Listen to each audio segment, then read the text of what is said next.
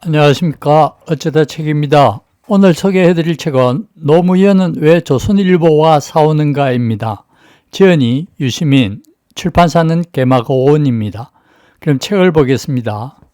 언론연보를 비롯한 여러 자료에 따르면 조선일보는 친일기업단체인 대정실업 침묵회 앞으로 발행 허가가 났으며 1920년 3월 5일 고율 조장료로 치부한 애종석을 발행인으로 나중에 조선 총독부 중추원 참의를 지낸 조진태를 초대 사장으로 창간되었다가 5개월 만에 베일파인 금병화 유문한 체제로 바뀌었다.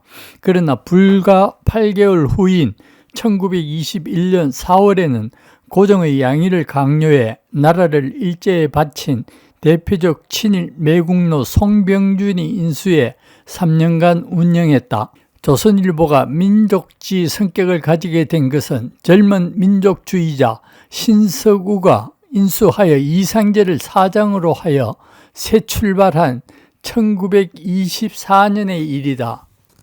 그러다 경영난에 시달리던 조선일보에 회복하기 어려운 타격을 입힌 사건이 터졌다. 조선일보 경영진이 만주 동포들이 보낸 의연금을 신문 만드는 데 유용한 것이다. 사장이 구속당하고 경영진이 재산을 압류당하는 파국을 겪은 끝에 조선일보는 1993년에 광산업을 해 때도 넓은 사업가 방응모의 손에 넘어가게 된다. 그리고 조선일보의 민족지 시대는 방응모 체제의 등장과 더불어 종말을 고했다. 방응모가 인수한 후 조선일보는 조선 총독부와 별 문제 없이 지냈다. 정간이나 구속은 사건은 단 한 차례도 없었다. 방일rek이 밤의 대통령이라는 말을 들은 건 사실이다. 그런 칭호를 내린 것은 다른 사람도 아닌 절대 권력자 박정희였다. 밤의 대통령이 의미하는 바도 전혀 다르다. 방일rek은 박정희의 가까운 술동무였다. 군사 반란으로 갑자기 정권을 잡은 박정희가 요정에 가보면 방일rek은 화술로나 주량으로나 늘 자중을 휘어잡았다.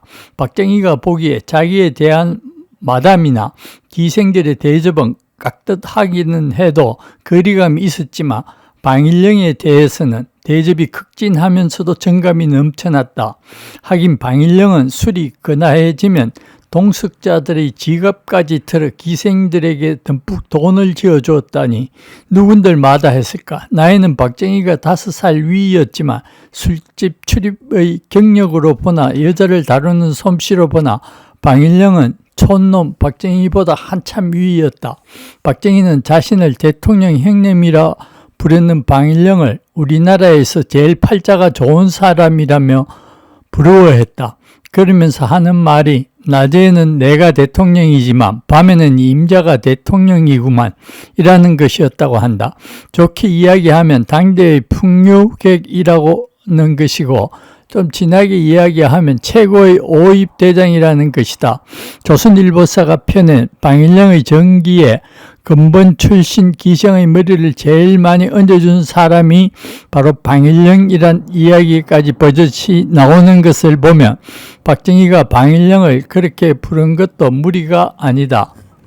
조선일보는 기득권층의 이익이 곧 사회 전체의 번영이라고 믿는다. 재벌과 명문학교 출신의 지배권을 위협하는 모든 사상과 행동은 불온하다. 민주노총, 정교조, 인권운동과 소액주주운동 이런 것들은 모두 개혁을 내걸고 있지만 사실은 성장과 번영을 위협하는 교란 요인이라고 본다.